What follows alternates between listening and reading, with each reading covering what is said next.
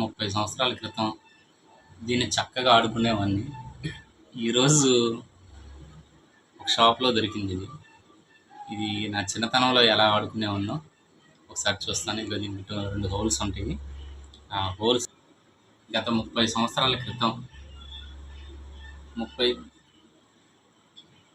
నా చిన్నతనంలో గత 30 సంవత్సరాల ముందు దీన్ని చిన్నప్పుడు సరదాగా ఆడుకునేవాడిని.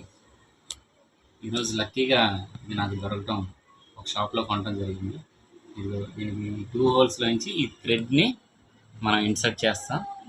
ఇన్సర్ట్ చేసిన తర్వాత ఆ 2 థ్రెడ్స్ని ఒకవైపుకి తీసుకొని మనం ఏం చేయాలంటే ఒక ముడి ఇలా వేసుకునే వాళ్ళం చిన్నతనంలో.